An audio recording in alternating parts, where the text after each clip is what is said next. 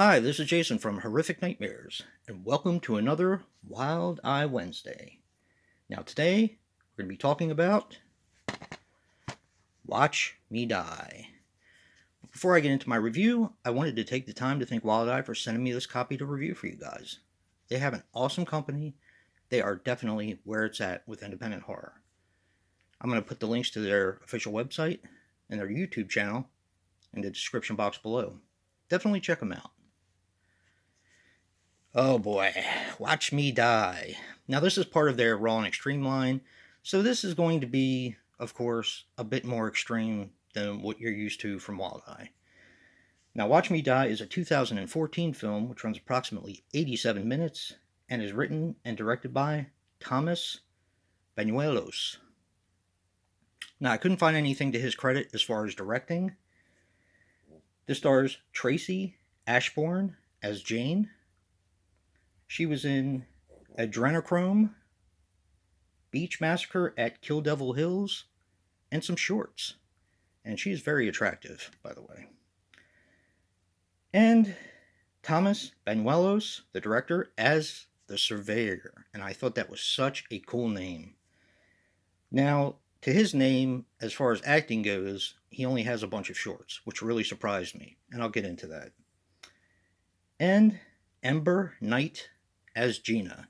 Now, to me, that sounds like a porn name, but the only thing I could find on her was Danny and the Vampire and a bunch of shorts.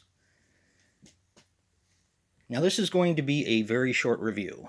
Normally, a short review on a Wild Eye movie means I didn't particularly care for it. That is not the case with this movie, and I'll explain why. The short review is basically because there's really not much to this film. And there's not much known about the film either, as far as like information I could find. I really wanted to find a budget, but I couldn't, and I wanted to find out a little bit more about the director, but I couldn't. So, or at least not where I was looking. Now, this has a very simple premise. This is about a man who you never see throughout the entire movie, except for spots of his arms and stuff like that. So it's basically a POV type movie.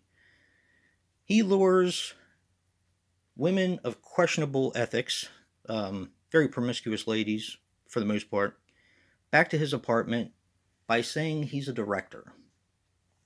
And he asks them to perform for him before eventually torturing them and killing them.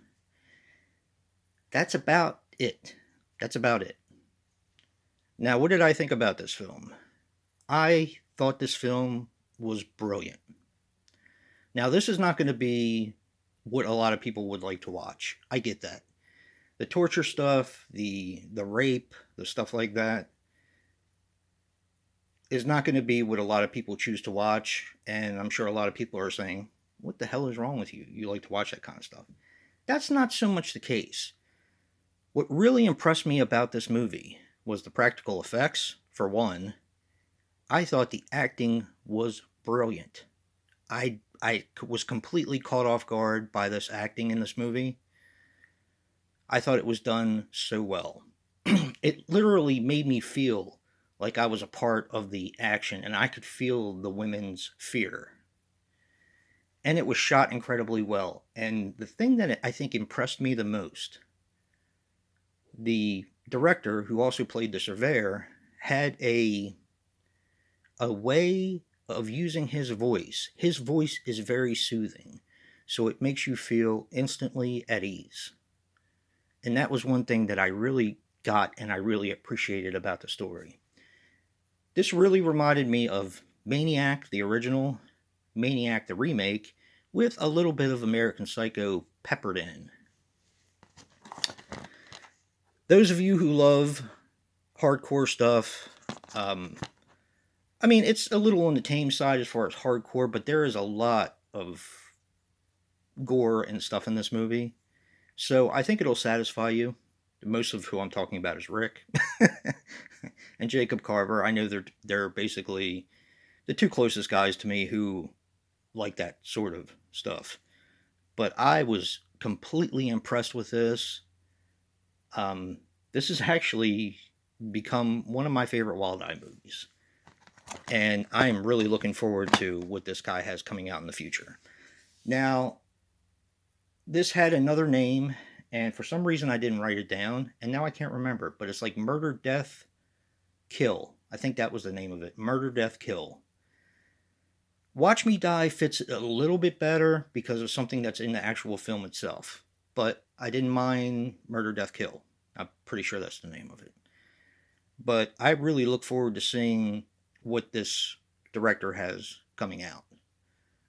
He's got a lot of promise, and I think he acted really well, even if it's behind the camera.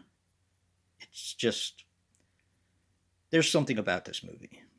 And it's from 2000, so it was probably originally written or probably originally released under Murder, Death, Kill. So, but yeah, Watch Me Die, to me, it's a winner.